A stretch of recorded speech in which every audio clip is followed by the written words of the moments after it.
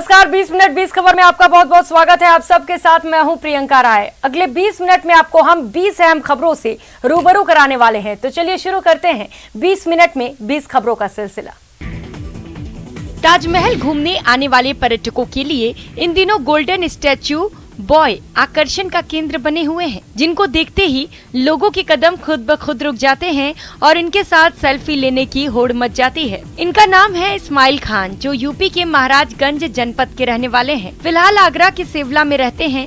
महज 17 साल की उम्र में 3 घंटों तक बिना हिले डुले एक ही पोजीशन में खड़े रहकर स्टैच्यू आर्ट को परफॉर्म करते हैं। इस्माइल के परिवार की आर्थिक स्थिति ज्यादा ठीक नहीं है। घर में पिता इब्राहिम खान, माँ शाइमा खान के अलावा 5 भाई बहनें हैं। घर में सबसे बड़े होने के कारण जिम्मेदारियों की बोझ भी उसके कंधों पर ज्यादा है। इस्माइल 12वीं की पढ़ाई पूरी कर चुके हैं। परिवार की आर्थिक स्थिति को देखकर इस्माइल का बचपन जिम्मेदारियों के भार में कहीं खो गया। 8वीं क्लास से ही वे नौकरी करने लगे। घर की आर्थिक स्थिति ज्यादा खराब है, इसीलिए इस्माइल अपनी कला से रोजी रोटी कमा रहे हैं। इस्माइल ने बताया कि YouTube पर कई कलाकारों को स्टैच्यू आर्ट परफॉर्म करते हुए देखा था, जिससे प्रेरित होकर उन्होंने कड़ी मेहनत के बाद इसका हुनर सीख लिया।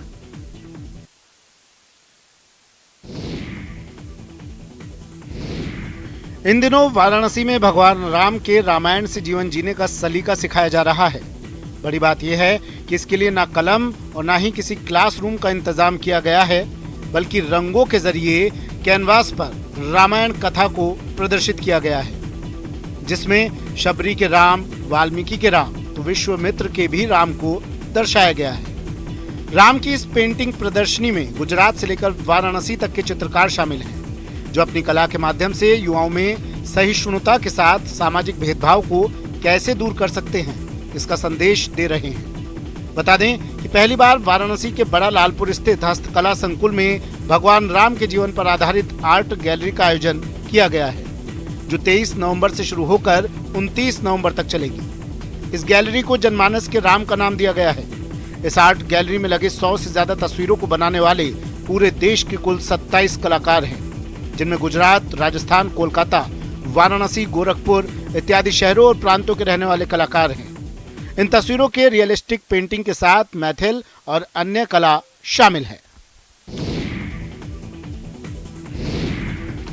दुनिया की सबसे ऊंची उड़ने वाली बत्तखें बार हेडेड गूज हिमालय और कराकोरम पर्वतों की ऊंची चोटियों को पार कर जैसलमेर पहुंचने लगी हैं। जैसलमेर की फतेहगढ़ तहसील के देगराय तालाब पर पर्यावरण संरक्षक सुमेर सिंह भाटी ने इन्हें देखा और अन्य पर्यावरण और वन्य जीव प्रेमियों को इसकी सूचना दी। ये बत्तखें तिब्बत और पामीर की पठारी झीलों पर रहती हैं, जहां से ये सर्दियों में भारतीय उपमहाद्वीप में प्रवास पर आती है। तालाब किनारे उगने वाली घास पर जीवन व्यतीत करने वाली इस बड़े आकार की बत्तख के सिर पर 2 काले रंग की धारियां होती हैं, जिस कारण इन्हें अंग्रेजी में बार हेडेड गूज कहा जाता है। बार हेडेड गूज के अलावा जैसलमेर के तालाब इन दिनों बत्तखों की northern shoveler, gadwall, common pochard, crested pochard, tufted pochard, common teal, cotton pygmy goose, ferruginous duck, knob billed duck, mallard और पिनटेल्ड डक सहित कई अन्य प्रजातियों की बत्तखों से गुलजार है।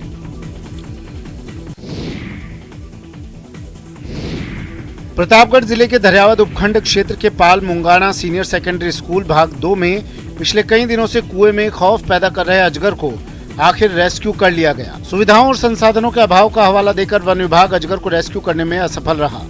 आखिरकार निराश होकर वन विभाग की टीम ने प्रतापगढ़ के रहने वाले सांप पकड़ने वाले भंवरलाल की सेवाओं को लेना पड़ा। संसाधनों की कमी का हवाला देकर अजगर को रेस्क्यू करने में नाकाम रहे वन विभाग के कर्मचारियों और अधिकारियों के सामने ही भंवरलाल और उनके साथी ने बिना किसी सुरक्षित संसाधनों के एक सीढ़ी और चारपाई के सहारे से ही 2 घंटे में अजगर को रेस्क्यू कर लिया। 10 फीट लंबे अजगर के पकड़े जाने पर खौफ के साए में जी रहे ग्रामीणों और स्कूली बच्चों ने चैन की सांस ली है।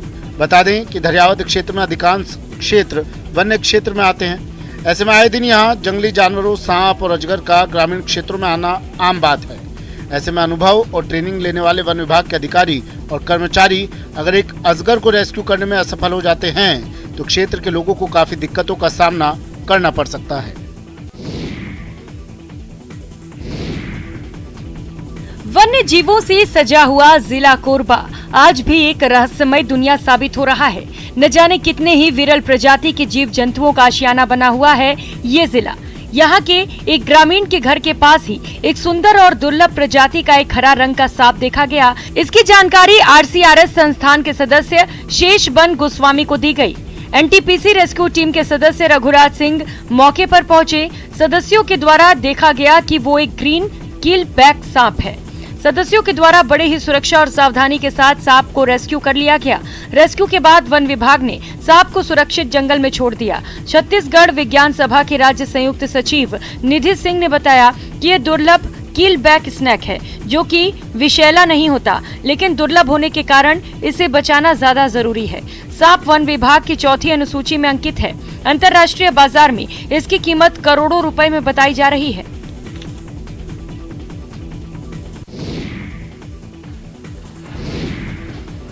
आपकी स्क्रीन पर पहाड़ गिरने की तस्वीरें किसी पहाड़ी क्षेत्र की नहीं हैं, बल्कि राजसमंद का बेशकीमती निझरना खनन क्षेत्र है, जहां पिछले दिनों एक असुरक्षित रास्ते में पहाड़ का बड़ा हिस्सा गिर गया। गनीमत यह रही कि कोई मजदूर और मशीनरी इसकी चपेट में नहीं आई, नहीं तो बड़ा हादसा हो सकता था।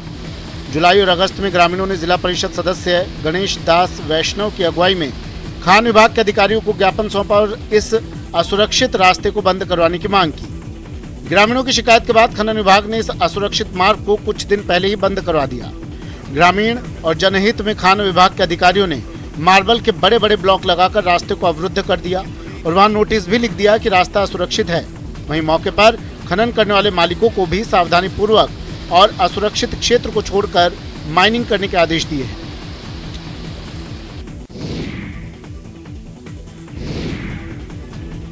उदयपुर पुलिस ने ट्रैफिक नियमों की पालना करवाने के लिए कम्युनिटी पुलिसिंग के तहत विद्यार्थियों का सहारा लिया है। शहर के चौराहों पर ट्रैफिक पुलिस जवानों के साथ पीली टी-शर्ट पहनकर विद्यार्थी तैनात रहेंगे। इन्हें स्टूडेंट ट्रैफिक वॉलंटियर नाम दिया गया है। ये ट्रैफिक वॉलंटियर भीड़ भरे चौराहों पर वाहनों को सही तरीके से आगे बढ़ाने में मदद करने के साथ ही ट्रैफिक नियमों की पालना नहीं करने वाले वाहन चालकों को जागरूक करने का भी प्रयास करेंगे। करीब 70 विद्यार्थियों की एक टीम तैयार की गई है। इसमें हर चौराहों पर इन्हें नियुक्त किया गया है, जहां ये ट्रैफिक की कमान संभालने लगे हैं। ये विद्यार्थी भी खासे उत्साहित है और इनका मानना है कि ट्रैफिक नियमों के प्रति जागरूक करने के प्रयास में जरूर सफल होंगे।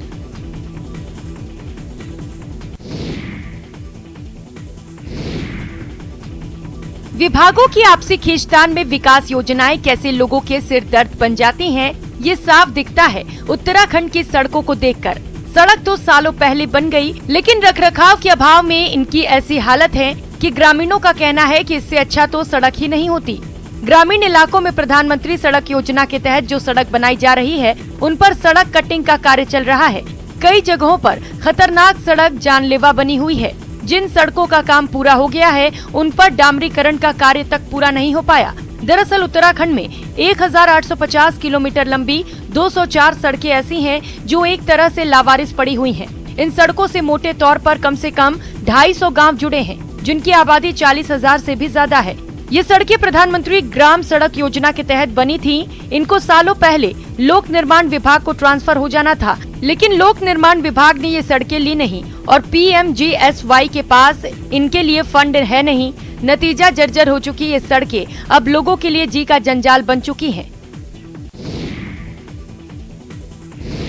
सोनभद्र जिले के छोटे से गांव में रहने वाले चंदन कुमार गुप्ता, जो भारत के ब्लाइंड क्रिकेट उत्तर प्रदेश के उप कप्तान, जो देश में ही नहीं बल्कि विदेशों में भी अपने क्रिकेट की प्रतिभा का परचम लहराते हुए गोल्ड मेडल हासिल कर देश का नाम रोशन कर चुके हैं। चंदन कुमार को वर्ष 2022 में त्रिकोणीय श्रृंखला के मैच में भारत, पाकिस्तान और बांग्लादेश के साथ दुबई में खेलने का अवसर प्राप्त हुआ और उन्हें देश के कई हिस्सों में नागेश ट्रॉफी में भी खेलने का मौका मिला। चंदन कुमार अब तक कुल 24 मैच खेल चुके हैं, जिसमें से 21 इनिंग्स हैं एवं अब तक 1006 रन में से 2 शतक और 7 अर्धशतक लगा चुके हैं। भविष्य के लिए चंदन कुमार का दृष्टि बाधित T20 क्रिकेट विश्व कप कोचिंग के लिए चयन हुआ है, जिसको लेकर सोनभद्र में खुशी का माहौल बना हुआ है। छत्तीसगढ़ के कवर्धा जिले में स्थित ऐतिहासिक भोरमदेव शिव मंदिर लोगों के लिए आस्था का प्रमुख केंद्र है। मान्यता है कि यहाँ पर भगवान भोलेनाथ सभी भक्तों की मुराद पूरी करते हैं। दूर दूर से श्रद्धालु यहाँ पर पहुँचते हैं। भोरमदेव शिव मंदिर के ठीक बाजू में बूढ़ा महादेव है, जिसकी विशेष पूजा करने पर निसंतान दंपतियों को संतान की प्राप्ति होती है, ऐसा कहते हैं। इस ऐतिहासिक पुरातत्व महत्व के स्थल भूरमदेव मंदिर की खूबसूरती देखते ही बनती है। 1000 साल पुराना मंदिर आज भी मजबूती के साथ खड़ा है। इसकी तुलना खजुराहो के मंदिर से की जाती है। मंदिर की दीवारों पर उकेरी कलाकृतियां अद्भुत हैं, जो इसे दूसरे मंदिरों से अलग बनाती है। मंदिर का निर्माण फणी नागवंशी राजा गोपाल देव के शासनकाल में हुआ था। इस मंदिर के 3 द्वार हैं, पूर्व, उत्तर व दक्षिण दिशा में। मंदिर का निर्माण नागर शैली में किया गया है, जिसका निर्माण बेहद खूबसूरत है। मंदिर के हर हिस्से में कलाकारी की गई है। मंदिर में शिवलिंग 5 फीट नीचे गहराई में स्थापित है। कहा जाता है कि इसे 6 माह में रात में बनाया गया था। उज्जैन आकर भगवान महाकाल के दर्शन करने की चाहत रखने वाले भक्तों के लिए अच्छी खबर है। अब हफ्ते में 4 दिन महाकाल मंदिर के गर्भगृह का भक्त दर्शन कर सकेंगे। ये सुविधा बिल्कुल निशुल्क होगी। चारों दिन दोपहर 1 बजे से 4 बजे तक श्रद्धालुओं को गर्भगृह में एंट्री मिलेगी। सप्ताह के 4 दिन है, मंगलवार, बुधवार, गुरुवार और रविवार। नई दर्शन व्यवस्था को आखिरी ट्रायल के बाद लागू कर दिया गया है। श्रद्धालुओं को होने वाली दिक्कतें और शिकायतों के बाद इस पर विचार किया जा रहा था, जिसे अब लागू कर दिया गया।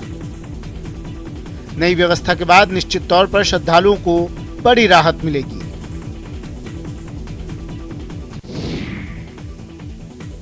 अब गंगा जल लाने के लिए हरिद्वार, गंगोत्री, ऋषिकेश आदि तीर्थ स्थलों पर जाने की जरूरत नहीं है। जब भी गंगा जल की जरूरत हो, अपने नजदीकी डाकघर में जाइए और गंगा जल ले आइए। केंद्र सरकार की पहल पर डाकघरों में गंगा जल उपलब्ध करवाया गया है। डाक अधीक्षक राम अवतार सोनी ने बताया कि कोरोना काल में जहां सब कुछ थमसा गया था, लॉकडाउन के कारण लोग धार्मिक यात्राओं पर नहीं जा पा रहे थे, तब केंद्र सरकार ने डाकघरों के जरिए आमजन को गंगा जल उपलब्ध करवाने की शुरुआत की। अब डाकघरों में गंगा जल की मांग बढ़ने लगी है। बढ़ती मांग के कारण जिले के 64 डाकघरों में गंगा जल उपलब्ध करवाया जा रहा है। 200 ml की पैक बोतल की कीमत सिर्फ 30 रुपए है। जब भी घर में कोई मांगलिक कार्य हो, इसे लाकर काम में लिया जा सकता है। जनवरी में जब झुंझुनू में इसकी शुरुआत की गई, तब पूरे महीने में महज 5 बोतलें बिकी थी, लेकिन अब इनकी मांग बढ़ रही है। अक्टूबर माह में 40 से अधिक बोतलें खरीदी गई। शुरुआत में गंगा जल की डाकघरों में कम डिमांड थी, लेकिन अब लोगों का रुझान बढ़ गया है। डाकघर से ही गंगा जल खरीदने लगे हैं। झुंझुनू के डाकघर में भी गंगा जल की मांग लगातार बढ़ी है। कुल्लू जिला मुख्यालय अटल सदन के सभागार में भारत सरकार के सौजन्य से हिमाचल प्रदेश शिक्षा विभाग समग्र शिक्षा के तहत 2 दिवसीय राज्य स्तरीय कला उत्सव कार्यक्रम चल रहा है। इसमें प्रदेश भर के सभी जिले से 200 छात्र छात्राएं भाग ले रहे हैं। इस राज्य स्तरीय कला उत्सव में छात्र छात्राएं 10 विभिन्न प्रकार की विधाओं में प्रतियोगिता का आयोजन किया जा रहा है।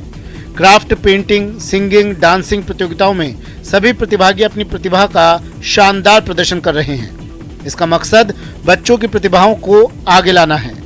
कार्यक्रम के पहले दिन शास्त्रीय संगीत, पारंपरिक लोक संगीत और नाटक अभिनय का आयोजन किया गया। कार्यक्रम के सफल आयोजन के लिए 24 एस्कॉर्ट अध्यापक और 12 डाइट समन्वयक अपने उत्तरदायित्व का निर्वहन करने में जुटे हैं। इसमें 10 कैटेगरीज में अलग अलग बच्चे पार्टिसिपेट कर रहे हैं और मैंने यहाँ पर 3D विजुअल आर्ट्स में पार्टिसिपेट किया है, जिसमें मैं हिमाचल का कल्चर दिखाते हुए एक मूर्ति बना रही हूँ। हरियाणा के कुरुक्षेत्र ब्रह्म सरोवर पर अंतर्राष्ट्रीय गीता महोत्सव में बाल देखरेख संस्थानों के बच्चों की कला इन दिनों सभी के आकर्षण का केंद्र बनी हुई है और लोग इनके द्वारा बनाए गए उत्पादों को हाथों हाथ ले रहे हैं। बच्चों की कला कृतियों की कीमत भी बच्चों ने ही तय की है। महिला एवं बाल विकास विभाग हरियाणा की ओर से 19 नवंबर से गीता महोत्सव में संस्थानों में आश्रित बच्चों के हस्त और शिल्प कला की प्रदर्शनी लगाई गई है, जिसमें बच्चों द्वारा बनाए गए आर्ट वर्क, वेस्ट मटेरियल से बना वर्क और अन्य वस्तुओं को प्रदर्शित किया जा रहा है। प्रदर्शन के साथ कलाकृतियों की बिक्री हो रही है।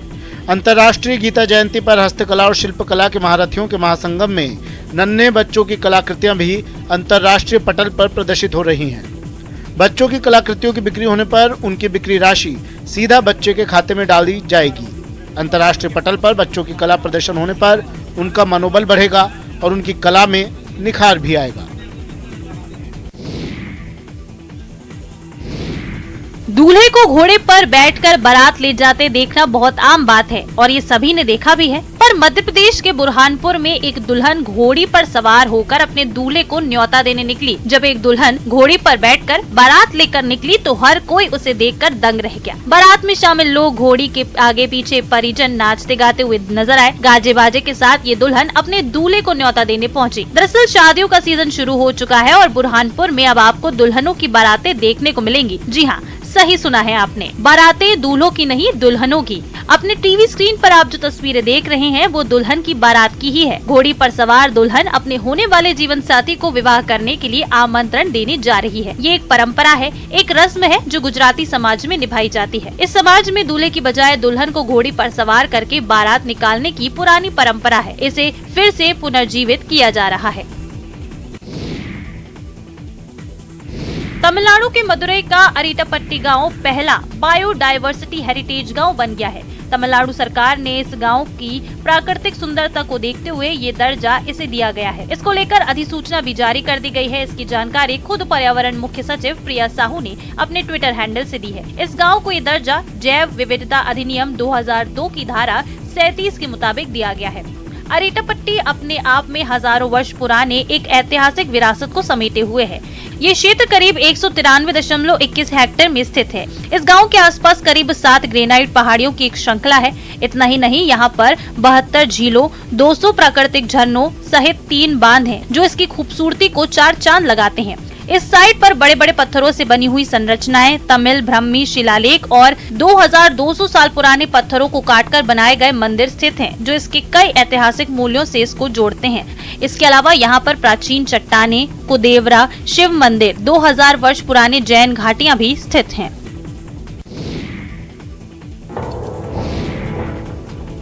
एक तरफ जहां थानों में आपराधिक मामले बढ़ रहे हैं, गांव में छोटी सी विवाद को लेकर लोग थाने पहुंच जा रहे हैं, वहीं बिहार के जहानाबाद में एक गांव ऐसा भी है जहां के लोगों ने मिसाल पेश की है।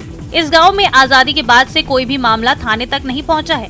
दरअसल घोसी प्रखंड स्थित लखावर पंचायत के धोताल बिगहा गांव में आपसी विवाद को लेकर ये लोग कभी थाने नहीं गए। गांव के किसी भी शख्स ने आपसी लड़ाई को लेकर थाने में FIR नहीं दर्ज कराई। गांव में किसी बात को लेकर विवाद होता भी है तो उसे आपस में ही निपटा लिया जाता है। छोटे मोटे विवाद गांव के बड़े बुजुर्ग की पहल पर निपटा लिए जाते हैं। गांव के कुछ बुजुर्ग आपस में विवाद होने पर तुरंत हस्तक्षेप करते हैं और दोनों पक्षों को समझा बुझाकर सुलह करा देते हैं। लोगों ने बताया कि गांव एकता के सूत्र में इसी तरह से बना है कि पंचायत चुनाव में भी वार्ड और सरपंच पद से निर्विरोध चुनाव जीत जाते हैं। बताया जाता है कि करीब 50 साल पहले यहाँ एक बकरी को लेकर विवाद हुआ था। इसके बाद ग्रामीणों ने बकरी पालना ही छोड़ दिया ताकि किसी तरह का विवाद ही ना हो। सांप को देखते ही लोगों की सिट्टी पिट्टी गुम हो जाती है, लेकिन सोशल मीडिया पर एक वीडियो वायरल हो रहा है जिसे देखकर आपकी हंसी छूट जाएगी। दरअसल एक सांप को अपनी तरफ आता देख महिला ने उसे चप्पल फेंक कर मारी, जिसके बाद सांप ने चप्पल को मुंह में दबाया और भाग निकला। भागने के दौरान उसका फन हवा में था और चप्पल मुंह में। ऐसी तस्वीर देखकर सोशल मीडिया पर जहां लोग हैरान हैं, वहीं ये वीडियो तेजी से लोग शेयर भी कर रहे हैं। आपको बता दें कि वायरल वीडियो कहां का है ये अभी पता नहीं चल पाया है, लेकिन वीडियो क्लिप को 34,000 से अधिक व्यूज और 1700 से अधिक लाइक्स मिल चुके हैं। IFS अधिकारी परवीन कासवान ने अपने ट्विटर हैंडल पर ये वीडियो पोस्ट किया है। वीडियो में दिख रहा है कि करीब 2 मीटर लंबा एक खतरनाक कोबरा सांप एक घर में घुसने की कोशिश कर रहा है।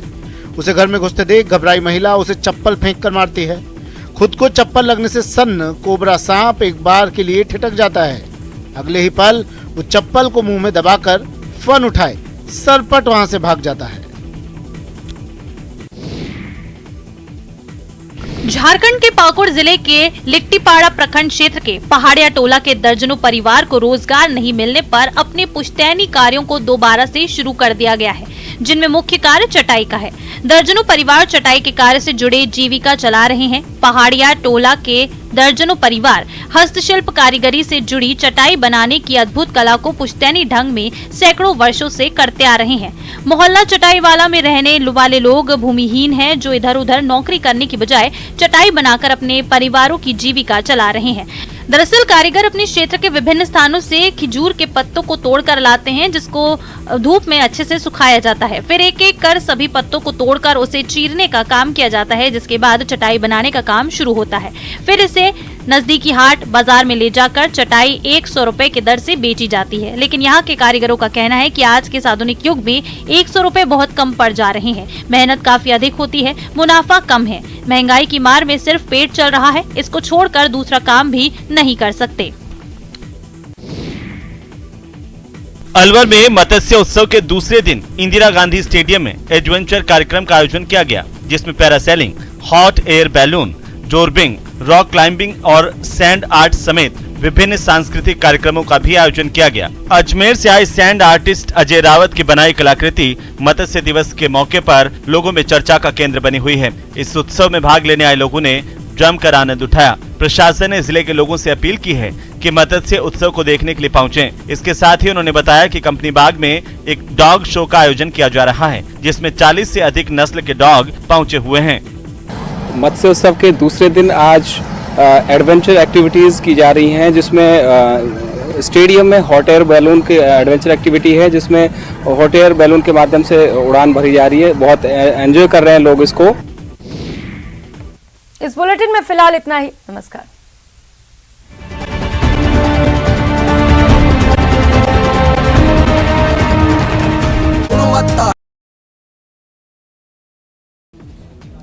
उदयपुर